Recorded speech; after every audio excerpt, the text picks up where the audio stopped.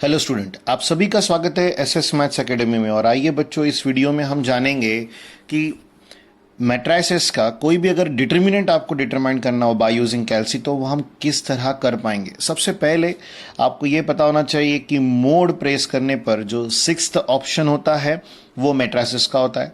Sixth option में चले जाए, यहाँ पर तीन ऑप्शन ओपन होते हैं, मैट ए, मैट बी और मैट सी। आप किसी भी एक मैट के नाम से आपके गिवन मैट्रिक्स को डिनोट कर सकते हो। जैसे अगर हमने मैट ए ले लिया तो ध्यान दे, आपको यूजुअली जब आप डिटर्मिनेंट डिटरमाइन कर रहे हो किसी भी मैट्रिसेस का तो वो क्या होना चाहिए, स्क्वायर होना चाहिए, यानी डायमेंशन वाइज वो 2x2 या 3x3 होना चाहिए। विच मीन्स आपके पास सिर्फ दो ही ऑप्शन बच जाते हैं, एक है फर्स्ट और एक है फिफ्थ। कंसिडर कीजिए अभी फिलहाल के लिए अगर हमने फिफ्थ ऑप्शन चुना, 2x2 के मैट्रिक्स का अगर हम डिटर्मिनेंट डिटरमाइन करना चाहते हैं तो किस तरह प्रोसेस फॉलो करेंगे। सबसे पहले आपने मैट ए का 2x2 मैट्रिक्स चुना है, उसमें आप सबसे पहले क्या क्या करेंगे बच्चों, मैट्रिक्स को एंटर करेंगे। आप रैंडमली फिलहाल के लिए हम कोई भी मैट्रिक्स ले रहे हैं, आप जिस समय आपके किसी क्वेश्चन को सॉल्व कर रहे हो तो वहां दिया गया मैट्रिक्स आप ले सकते हो। वैल्यूज एंटर करने के लिए आपको हर वैल्यू के बाद इज इक्वल्स टू लिखना जरूरी है। Example 5 is equals to 2 is equals to 3 is equals to -4 is equals to. तो हमने क्या किया बच्चों, वैल्यूज एंटर कर लिए। अब जब आपका ये matrix capital A temporary save हो चुका है तो आप AC करेंगे, उसके बाद आप शिफ्ट प्रेस करेंगे बच्चों। शिफ्ट प्रेस करने के बाद आप आएंगे मैट्रिसेस का ऑप्शन, देखिए 4th नंबर पर मैट्रिसेस का ऑप्शन है तो 4 प्रेस करेंगे। यहां पर 7th नंबर पर आपको दिखाई देता है डिट का ऑप्शन। 7th नंबर आप देख सकते हो, यहां पर डिट का फुल फॉर्म है बच्चों डिटर्मिनेंट, और यहां पर है TRN। बट फिलहाल हम 7th ऑप्शन डिट के बारे में जान रहे हैं तो यहां आप 7 प्रेस करेंगे तो डिट आ जाएगा। इसके बाद आपको सिमिलर प्रोसेस फिर से करनी है, आपको शिफ्ट प्रेस करना है, उसके बाद 4। अब ऑप्शन आपको वो चुनना है जिसका आपने मैट्रिक्स को असाइन किया था नाम, तो आपने मैट ए असाइन किया था तो हम 3 प्रेस करेंगे बच्चों। यहां पर ब्रैकेट क्लोज कर दीजिए, देखिए डिट के अंदर मैट ए लिखा है क्योंकि आपने मैट ए सेव्ड किया था। अब इज इक्वल्स टू दे दीजिए तो आपको वैल्यू मिल जाएगी उसके डिटर्मिनेंट की। तो इस तरह आप किसी भी मैट्रिसेस का यानी मैट्रिक्स का गिवन मैट्रिक्स का डिटर्मिनेंट डिटरमाइन कर सकते हो। बट ये रहा एग्जाम्पल किसका बच्चों, 2x2 का। सिमिलर वे में 3x3 भी करना है। फॉर एग्जाम्पल मैं आपको वो भी एक्सप्लेन कर दूं, ध्यान बनाए रखिएगा अच्छे से। आप सबसे पहले AC करेंगे। अगर आपको अब मैट ए को सेव्ड रखकर मैट बी को सेव्ड करना है, आप अंडरस्टैंड कर रहे हो कि मैट ए जहां है वही रहेगा, उसमें मैट बी भी आपको सेव करना है, तो उस समय सबसे पहले आप शिफ्ट प्रेस करेंगे, उसके बाद 4th ऑप्शन। और ध्यान रखिएगा अगर प्रीवियस मैट्रिक्स आपको पता है आपके यूज में आने वाला है और आप उसे बाद में कहीं पर यूटिलाइज करने वाले हो तो सिंपली आप क्या करोगे, उसे सेव्ड रखोगे, चाहोगे कि वो वहीं पर रहे। तो अब इस समय क्या करना है, आपको डीम का ऑप्शन चुनना है। जब आप डीम का ऑप्शन चुनोगे तो यहां फिर से लिस्ट आएगी mat A, mat B, mat C. अब आपने मैट ए सेव्ड रखना है तो आप 2nd ऑप्शन प्रेस करोगे। अब यहां पर हम 3x3 के मैट्रिक्स के बारे में डिस्कशन कर रहे हैं तो सबसे पहला ऑप्शन क्या आएगा, फर्स्ट। एक बार फिर से ये बात समझ ले बच्चों कि अगर रेक्टेंगुलर मैट्रिक्स है तो उसका डिटर्मिनेंट कभी भी किसी भी वे से नहीं आ सकता। डिटर्मिनेंट जो है डायमेंशन वाइज जो है वो इक्वल होने चाहिए, यानी नंबर ऑफ रोज और नंबर ऑफ कॉलम इक्वल होने पर ही उसके डिटर्मिनेंट को हम इवैल्यूएट कर सकते हैं, अदरवाइज वो इवैल्यूएशन पॉसिबल नहीं होता है।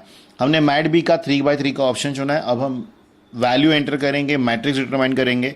2 1 1 हर वैल्यू के बाद क्या आ रहा है बच्चों, माइनस इज इक्वल्स टू का sign, then -4 5 7 then 5 3 -1 random values है, ध्यान रखिएगा। एक 3x3 का मैट्रिक्स डिटरमाइन, 3x3 के मैट्रिक्स का डिटर्मिनेंट डिटरमाइन करने जा रहे हैं बच्चों। अब देखिए फिर से एक बार हम AC प्रेस करेंगे, इसके बाद शिफ्ट के बाद आएगा बच्चों ऑप्शन नंबर 4। आपको डिटर्मिनेंट निकालने का वही वे यूज करना है जो हमने 2x2 के लिए डिस्कस किया था। अभी आप प्रेस करेंगे 7, जब डिट का ऑप्शन आ जाए तो फिर से शिफ्ट 4, और उसके बाद आपने मैट कौन सा सेव्ड किया था तो B था वो, तो यहां 4 प्रेस कर दीजिए। ब्रैकेट बंद कीजिए और इज इक्वल टू, तो वैल्यू कितनी है बच्चों, -58। तो आप इस तरह 3/3 के डिटर्मिनेंट का भी क्या बना सकते, सॉरी 3/3 के मैट्रिक्स का आप क्या बना सकते हो बच्चों, डिटर्मिनेंट का वैल्यू। तो इस तरह आप बड़े आसानी से इवैल्यूएट कर सकते हो मैट्रिक्स का डिटर्मिनेंट। और इवन इतना ही नहीं, आप कंसिडर कीजिए आपको दो मैट्रिक्स के प्रोडक्ट का डिटर्मिनेंट डिटरमाइन करना हो, तो मैं आपको बता दूं कि आपको अब फिर से एक नया मैट्रिक्स यहां पर सेव करना होगा, क्योंकि हमने पहला मैट्रिक्स 2/2 लिया था और दूसरा मैट्रिक्स क्या लिया था, 3/3। तो उन दोनों का प्रोडक्ट तो पॉसिबल नहीं है। तो यहां पर सबसे पहले हमें एक और मैट्रिक्स एंटर करना होगा। तो सबसे पहला प्रोसेस क्या होगा बच्चों, शिफ्ट 4।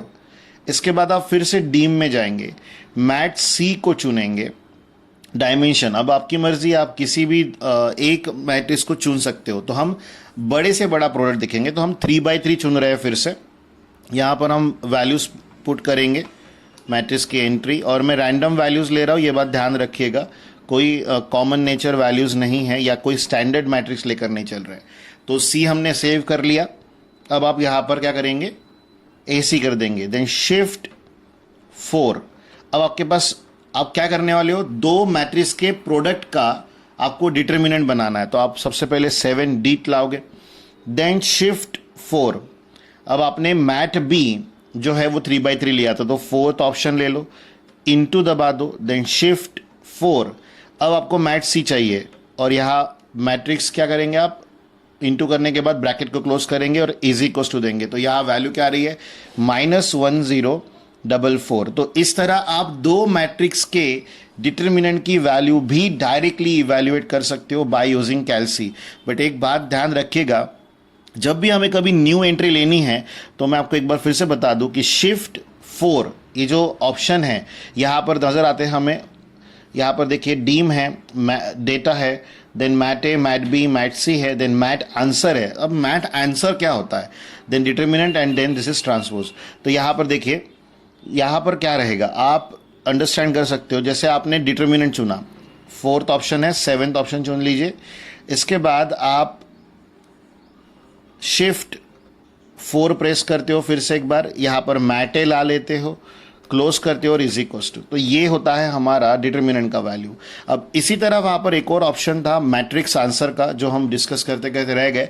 मैट्रिक्स आंसर का जो ऑप्शन है, जब आप दो मैट्रिक्स को मल्टीप्लाई कर देते हो या मैट का स्क्वायर बना लेते हो या उसका इन्वर्स इवैल्यूएट कर सकते हो, तो जहाँ पर वो matrix as a answer generate होता है, उसे वहाँ पर टेम्पररी सेव किया जाता है ऑन द 6th ऑप्शन। तो आपको अगर वो यूटिलाइज करना है फ्यूचरिस्टिकली, तो आप ज़रूर उसे यूटिलाइज कर सकते हो। और इनके बारे में और जानकारी जो है वो आने वाले वीडियो में आपको मिल जाएगी। बट तब तक आप एक बार फिर से अच्छे से अंडरस्टैंड करके रखें कि मैट्रिक्स का डिटर्मिनेंट अगर बनाना हो तो कितने आसानी से हम यहाँ बना सकते हैं।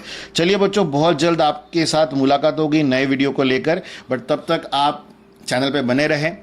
अगर आपने हमारा चैनल सब्सक्राइब नहीं किया तो सब्सक्राइब ज़रूर कीजिए। आपको वीडियो पसंद आता है तो लाइक कीजिए, शेयर कीजिए। और बच्चों ध्यान रखिए कि हमें जब कैलसी की फैसिलिटी मिली है तो उसे हम एग्ज़ाम में यूटिलाइज ज़रूर करें, और उसके लिए हमें मैट्रिक्स के या जो भी कैलकुलेटर के अदर ऑपरेशंस है वो ध्यान से पता होना ज़रूरी है, ताकि उस समय हमें परेशानी ना हो। चलिए बच्चों, बहुत जल्द मुलाकात होगी। Bye bye.